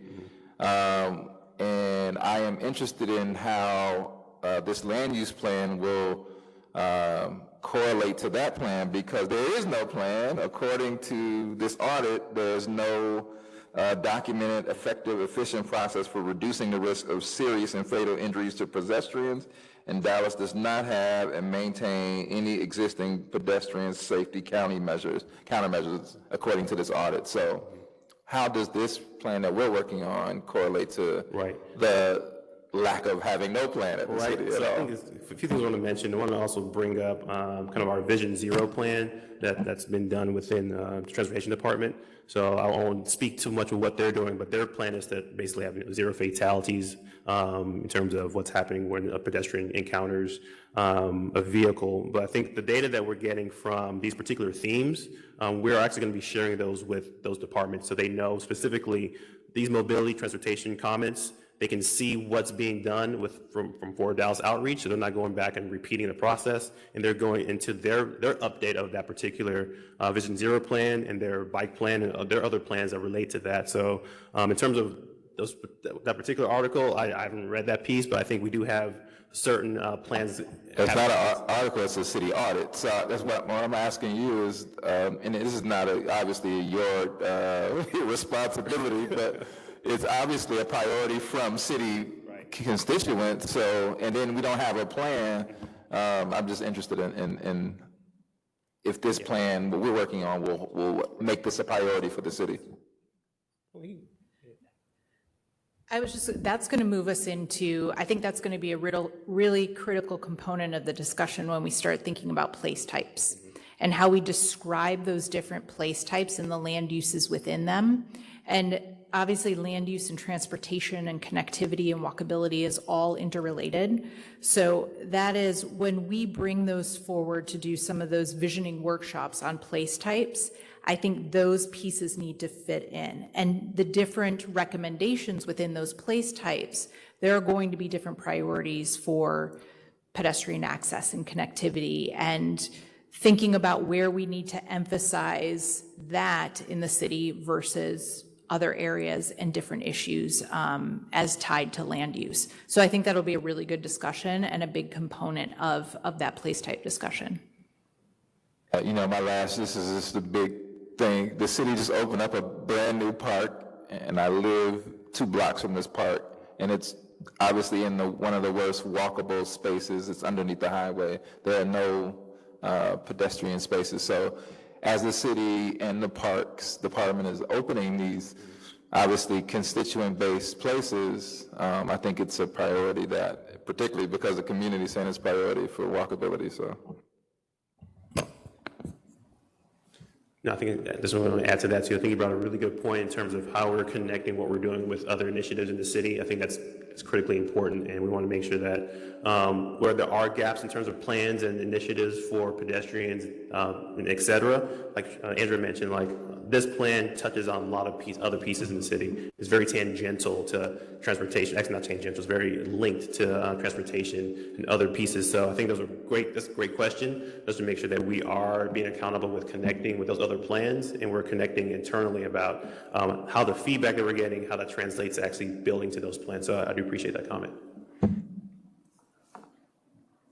If mobility and connectivity are a goal, which seems like they really should be and keeps coming up, I think that along with socioeconomic status and housing, that data on people across the city's primary modes of transportation might be useful to know. I think that's actually a piece we can actually delve more into with the census data in terms of just people's modes of transportation that has that information. That's actually a great point as we start to delve deeper into the next phases of the project. So like we mentioned before, our level of kind of analysis is very broad right now, but that's also a great point, Peter, of connecting transportation to how people get to where their places of work and where they are. I think all of those are all interrelated as we're talking about right now. So that's a great point, Peter. Thank you. Commissioner Anderson. Thank you, Mr. Chair. I've got a couple quick questions, I would say, or comments. One being, do you guys utilize various programs graphically like City Engine and things like that that can adequately describe zoning in such a way that people can see its effects if you were to do various or use various concepts? Right. That's cool. You know City Engine. So in terms of what we're doing with our consultant, we are actually employing a 3D type of program that's based on City Engine. It's called ArcGIS Urban. So it's going to be able to 3D kind of show that zoning and different place types in a more 3D version. So that model's actually been, I think it's been finished from our consultant, and now we're going to use that in our upcoming engagement efforts, so people can see not just through a 2D map of what their location, what their communities look like, but virtually how that looks like 3D masked. Long term, we would like to actually use that within the city to kind of just represent zoning classifications, unify what we're doing with our department, with current planning, et cetera. So that's kind of the long-term vision that we're working with internally with our ArcGIS Online, with our EGIS team. So really cool that you mentioned that up, because that's what we were looking to do, and kind of have a digital twin of the city of Dallas. You can kind of put inputs into that model and see how it translates to the built form, and then take that input and provide either analysis for staff to modify what needs to happen, or go back to the community and say, hey, this is what you said should happen in this area. So that's a great point, and we're looking to do that. That would be huge for we on the planning commission and those of us that are engaging the communities and having to describe, zoning and land use is a difficult thing to visualize, especially if you don't have those inputs to kind of know where you're going. And then it's even more difficult to be creative in terms of things that you don't really understand. So I think City Engine would help a lot. Right. And I think accelerating that in terms of it being a future goal would be a good request from my position here on committee. Right, that's great. I think I mentioned like two pieces, just technical pieces with City Engine. City Engine's more of a, you kind of build the actual environment, and ArcGIS Urban can use data to automatically build. So City Engine is more of a, you can go in and kind of do it on a computer. ArcGIS Urban kind of builds the model from data. So being able to use both, something that we're looking at to do in the future with this comp plan is going to be focused on ArcGIS Urban, which is the data to the model. And then moving forward, we can look at how City Engine can be done with particular locations or zoning cases, for example, and kind of how you mass particular inputs data to the zoning and show that to the community. I think that would help us in becoming more of a premier city. And having those ways that we can input or having access to that online. Secondly, and it kind of goes to some of the other comments, does this plan marry with the other area plans and things that we've been really engaged with? And to see those things marry would be important. Yes, so I think that's going to delve into, Andrew might have even more detail. The feedback that we're getting from the 3 area plans that we have now, those land use conversations, those are going to be directly tied into what we're doing for Dallas. The hope is the more that we're married, the easier it is for kind of those to speak to each other, and we're not trying to update, particular plans or, ideas after the fact, so that the fact that we're having it now is great, and the fact that we're all doing it in the same department, we're getting that feedback at the same time. So like we mentioned with the vocab, that information is going to be plugged into what we're doing. The information that's happened with Fair Park and South Dallas is also going to be plugged into what we're doing as well. So I think all the area plans, the idea is to marry that as much as possible with what we're doing now, so we're not replicating information, so the community doesn't feel like we're kind of going back to them over and over again, and then we are being more efficient with the data we're collecting into this process. In some communities, you guys are preempting the area plan. And it would want, it's natural. It just, they haven't started the area plans in those areas. Mm-hmm. And the information that you have would be critical to helping those areas really get on board with what the other areas are doing. Right. I think that'd be really important. And then lastly, I'd like to say the kinds of engagement and how creative you are with creating the venues of engagement. Mm-hmm. Knowing that we now outside is back open, and the various communities have a culture, they have a pulse, that the engagements that you guys have had, you should know what kinds of things these communities like to do. Right. In terms of pop-up events, concerts, spring fest, cookouts, and things like that. So as a former professor, I know that sometimes you gotta hide the learning exercise in something that's fun. And I think that'll go a long way, considering some of the gaps you've shown on the map are actually areas where we have the most contiguous land and we have more parks than you can shake a stick at, and to engage those amenities that actually show the community how to act upon their own amenities will go a long way. Great point. And so that's the end of my questions. Thank you guys for all that you've done, and thank you, Mr. Chair. Thank you so much. Members, additional questions, comments for staff? I know Jennifer had a few, just want to make sure online. Yeah, Ms. Ronhell? I do, but I saw someone else with their hand up. You go first. I'm having a little bit of trouble seeing who has their hand up, so if there's someone else, oh, Miss Nightingale, thanks. Sorry, I'm switching between screens here. No worries. I just wanted to comment on two more things. When we're talking about transparency and just all this amazing feedback you've received, I know this is really high level and we've asked for a little more detail. Someone who I believe is listening in to this call had mentioned the City of Charlotte's process and kind of the way that they displayed some of their stuff. And so if you go to their website, you can see all the comments that people left and all the feedback that people had, and you can read through all of that. I was just wondering if you all, future and kind of looking at how you're going to report out on some of this, is that in consideration? Yes, actually, Charlotte is actually one of the cities that we've reviewed. We've actually reviewed like hundreds of cities. I actually looked at that website yesterday. Kind of breaks down the different place types and kind of also the different comments and per location. Kind of delves into that as well. So we're looking at doing that more online, to where that information can be shown and people can drill deeper into the data. Again, for now, just kind of the higher level. We could have presented all the information, but too many Excels to share in this meeting. But we can definitely do that, and that's kind of what we're looking at, is to have that be a way of the community delving into the data. We also know that the website won't be the only place that people come to get the data and information that they need. So we want to make sure that the report that we're developing is developed in a way that's easy to understand, because there's different levels of understanding. So we want to make sure that we can at least cover the entire city, knowing what we're doing, and those who want to delve deeper into the data can have access to that. So that's what we'll be developing during the summertime, is updating our website to be able to provide that kind of information.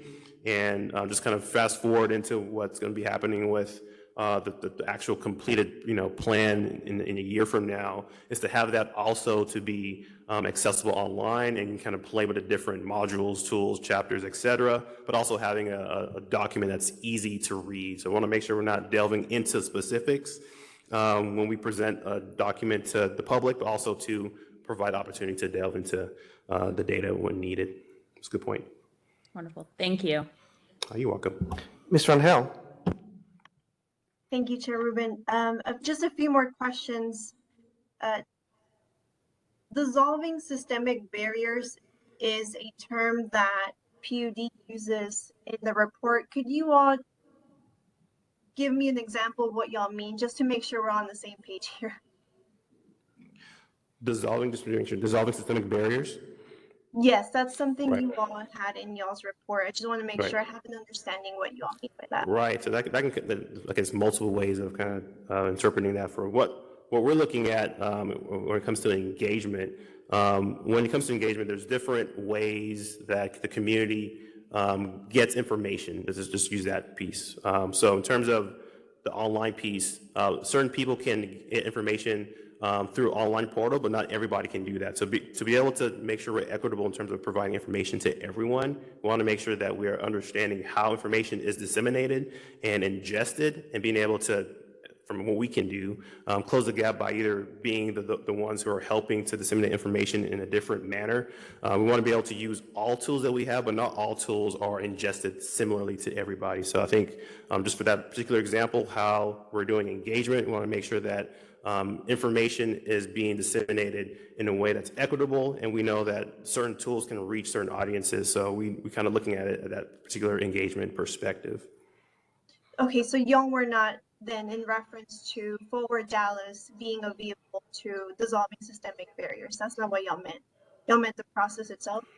Right. So I think we'll also make sure that we talk about this all the time. Like, Forward Dallas is not the cure for like everything. So we want to make sure that we're kind of staying in our lane with what Forward Dallas is, what we're doing with land use, and also what we're doing with this engagement process. So we want to be very specific on what Forward Dallas is looking to address. And what the outcomes are from that. A land use vision map that kind of helps us understand and predict where different types of development is going to happen in the community, but also too with this particular engagement process, how we're doing it. That's very important to us. I want to be specific about how we're going to go out and get that feedback from the community. We don't want to conflate the two, because it can basically lead down to that rabbit hole of Forward Dallas is going to fix everything, and that's not where we sit. So we just want to be very specific with what we're able to do, what Forward Dallas is going to do, and what we want to do with our engagement efforts. So I understand that, Forward Dallas will not solve everything, but it is a key ingredient for that. Right. So that's why I was asking this question, because on page 38, you all said that you all will meet with stakeholders with a focus on dissolving systemic barriers and developing a shared vision for equitable land use. And the reason I wanted to ask that is because something y'all are working on is revising the messaging. And the messaging, how I see it on the report, is very focused on land use and technical, but it's not making the bridge of why it's even important and how it impacts people's lived experience. But now that you've explained it, then my understanding is that Forward Dallas is not looking to address systemic barriers. No, I didn't say that. I think in terms of kind of what Forward Dallas is reaching out to do, we want to make sure that we're clear with how we're going to be able to address some of those issues that are tied to, systemic issues that we see in this city. I think going back to that particular page mentioned, page 38, in terms of the messaging, the current report that we have is what we've done so far, but doesn't delve into kind of just elaborating on what we're going to be doing moving forward. So I think what we're doing moving forward is to touch on those elements that you mentioned, and we're open to ideas in terms of how to do that. I think that's kind of what this meeting is about. So we don't want to say that we are going to we're going to solve systemic racism or that kind of piece through Forward Dallas, but it has its piece in helping to do that. So I think if you have any input or specific ideas of how to reach that through a land use specific approach, that's why we're here, to kind of talk through those ideas and how to move that forward. I think the disconnection then that what I'm seeing in the messaging and the role of Forward Dallas is that it's a key ingredient for addressing the inequities we see in our city. Right. And that should be, in my opinion, in the messaging as well, because, I just look at speaking for myself, if I was, 18 years old out of high school and I saw an ad about join our meeting, tell us about the future land use, I'm like, well, what does that even mean? How does that relate to me? And how does that address with the barriers I'm experiencing? But if there was a language in there that said, are you upset about X, Y, and Z? Did you know there's opportunity for you to say your vision for the future to address these issues? I would be more compelled to read that, and it would, give me an interest to potentially join the meeting. So that's why I asked that question, because PUD was talking about systemic barriers in the report, but I didn't see that translated in the messaging. And again, I go back to the racial equity resolution that the City of Dallas has, and how that ties to Forward Dallas is almost another question I have. And I think that those are all really helpful and important comments for us to think as we adjust the messaging. And I think what Lawrence is saying is that we do have to strike that balance, that we want messaging that people can relate to, and it draws you to how this could impact your everyday lives. But we have to be careful to not overpromise that this is the solution to correct every ill that may have been, that people may be feeling. So there is that balance, and it has to be very clear. You're right. A lot of people are going to pick up and be like, well, what? I don't know what land use is, so I'm not going to that meeting. So there does have to be that connection, and we want to focus on those systemic barriers and the equity through land use. So it is that, we're working on that balance of, making sure that people understand the importance of this and how this can impact your daily life and your future moving forward, but that it isn't necessarily a call to action to solve the broader society issues as well. So there's a fine balance. Can I follow up on that briefly? So my understanding is that there are some historic and systemic issues that are directly related to land use in this city, like incompatible placement of industrial zoning next to residential areas primarily minority, then there are some systemic and historic issues that may have a land use component. Then there are some systemic issues that may be even further afield that kind of exist on a spectrum. So we are, through Forward Dallas, able to address a part of that spectrum, but maybe just not every systemic, historic issue that the city faces. Exactly, and I think that's part of where, when we think about where we're going out to discuss Forward Dallas, our message shifts to a certain degree because there are different issues. There are environmental justice issues. There are, different land use types issues across the city that I think that we can tap into. There's a housing crisis issue that means a lot of different things to different people, and that does relate to land use. So part of that messaging piece is also to tailor based on where we need to go out and do that engagement and what we need to discuss so that we are relating those specific issues where there have been some significant issues in the past that we hope to be able to address through Forward Dallas. Jennifer, did we touch on your thoughts? Just want to make sure that we're addressing some of your comments and thoughts. No, I know I have a lot of questions, and they're just constructive feedback, and That's great. I know we're all on the same team here, and It's all good. make sure I understand through the language in the report, because I don't want to make assumptions. I kind of want to know where PUD is coming from, and Right. if it's a little different, have these type of conversations that we just had now. Right. But yeah, no, I do appreciate every single one of y'all. I know as a planner, it's not easy. So yeah, those are all my questions I have for this time. Thank you. Okay, thank you. Commissioner Carpenter, did I see your hand up?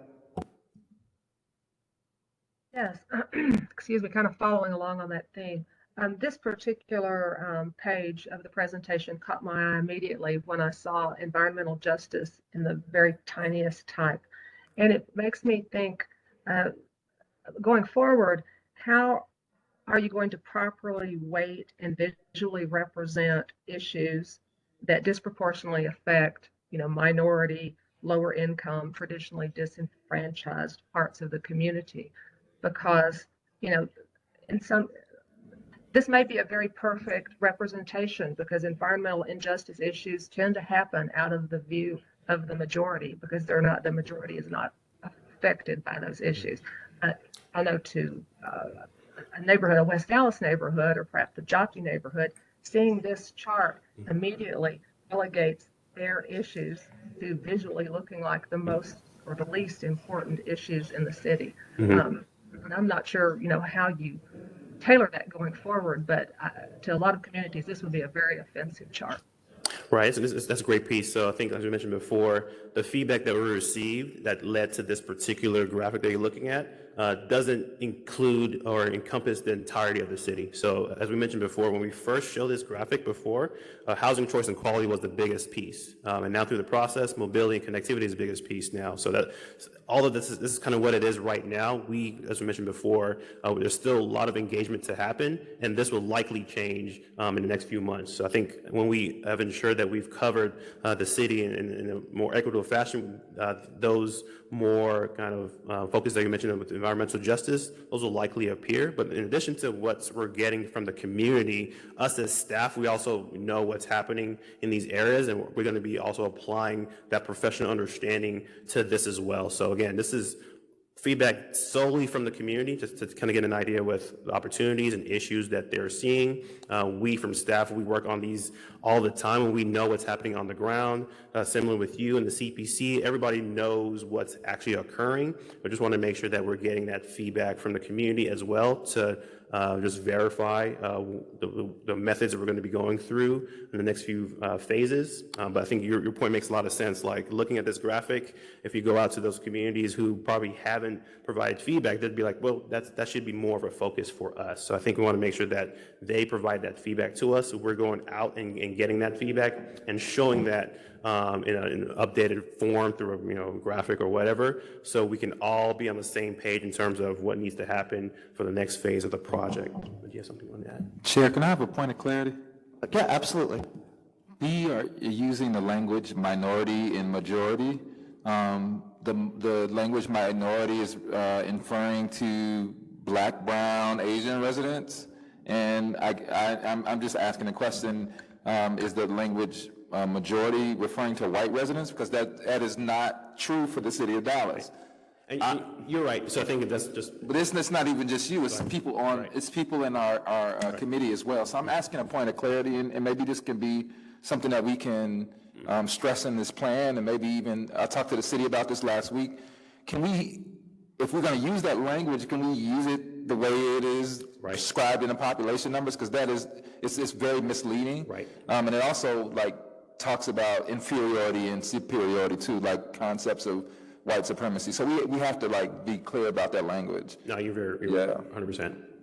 If I can clarify, because I think I was the offender, I understand completely the conclusion that you drew. I was thinking more in terms of geography. You know, the majority of the geography of the city is not experiencing these particular issues, but I certainly understand your point. Question. Great. And one other thing that I'll add, going back to this chart, you know, now we have a clear understanding that this is based on the, you know, numerical number of survey responses and other feedback that we've gotten thus far. And I think an important piece of this committee's role is to help taking into account this numerical feedback we've got, the sources of where it came from geographically, demographically, so on and so forth, is to ourselves weigh these various concerns and weigh these various issues and provide feedback to city staff on how to prioritize these in the ultimate Forward Dallas plan as well. Because let's just say numerically, if we continue to get less feedback with respect to environmental justice for whatever reason, I imagine many members of this committee will want to say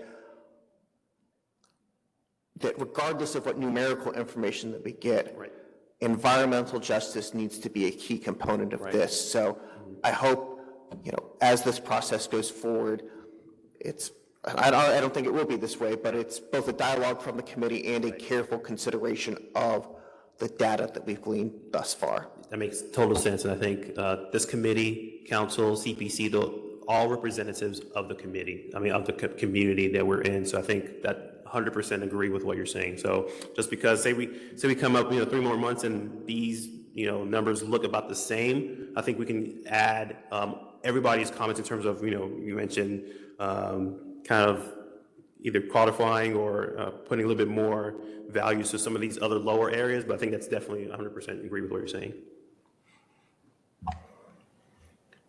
Members, any other questions? Oh, Commissioner Anderson.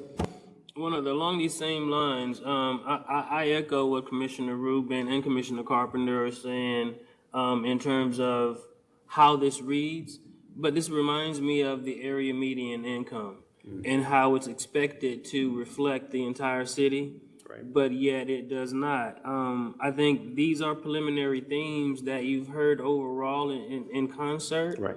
But if you begin to identify the various communities individually, those fonts will change in terms of size. And I think there's some importance in identifying those deltas so that you begin to really evaluate the touch points, the culture that is embedded into those particular concerns, so that we adequately pay that attention to those communities and their concerns instead of washing them under a higher voice or a more enumerated voice, because they may have been to more meetings. No, that's a great point. That's actually, actually remind me of something we were doing with the City Lab students when they were helping to analyze some data from a particular part of the city. That particular part of the city was focused more on, I think it was mostly the elder population, and there were more African Americans. And we basically did a study to basically look at what are the themes that actually pop up for this community. And we saw those particular themes, which are not, representative of this particular graphic, but each community has different focuses on what they want to be looked at through that process. I think that's a great point that you mentioned, like applying those themes analysis into the different communities. That's what we're going to be doing moving forward in more area-based focused approaches to visioning. So each area is going to look different when you delve into that more granular level, but overall I want to make sure that those different communities kind of tie into a larger overarching land use vision that makes sense for us. So that's a great point. Right, and it helps us to identify culture and concerns. Right. And then begin to put inputs that address them more readily, and show those residents that they are heard and they're not marginalized by any geographical boundaries or understanding. Right, definitely, agree. And I just want to add that I think it also reflects the diversity of the city and the different concerns that different groups might have. So this will definitely be a real challenge, to come up with a single report that reflects that diversity, right, and the priorities of different themes across the city. That makes a lot of sense. Thank you, Peter. Members, any additional questions or comments for staff? I have one comment. I'm not sure, Mr. Houston, I know you haven't talked today. I just want to make sure to get your feedback as well. Just want to call you on the spot, but I do appreciate your feedback.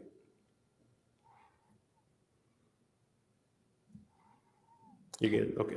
Oh, no audio. I can't hear you. Mr. Houston, yeah, you're on mute. He's good. Okay. Can we get a thumbs up if you're good? Okay. One final comment from me, just so we're clear on where we're heading. I know, just in terms of deliverables for after the meeting, we've requested, I remember, a list of community groups that staff has engaged with thus far. Right. Are there any other things that folks have asked for that we need to include on this list? That I think, Ms. McMahon, did you have something that you'd asked for? I seem to remember something. I was only asking for access to the Pinpoint Map online. Okay, perfect. If that could be sent around to the committee members as well. And the other list that I have is to make sure that we're clarifying how we're describing communities, that we are consistent and that we're providing a very direct and specific way of doing that moving forward. Language. And if you all need any help on that, we can, help you all with that. We do that professionally, so. No, thank you, everybody. Great, and thank you to staff, especially Mr. Mr. Agu for a great presentation today. With that, I will entertain a motion to adjourn. Oh, sorry, Ms. Van Hill? I know, sorry, it's a little bit hard to interject when I'm not a person. The other one thing I had requested was providing for PUD to provide details about how the engagement activities look like, the process within itself. Right, we can do that too. Thank you. All right, Commissioner Anderson? Mr. Chair, respectfully, I move to adjourn the meeting. Do we have a second? Second. Thank you. We have a motion by Commissioner Anderson, seconded by Mr. Hawkins to adjourn. Motion's not debatable. All in favor say aye. Any opposed say nay. The motion passes. It is 10:40 and this meeting of the Comprehensive Land Use Plan Committee is adjourned. Thank you, everybody.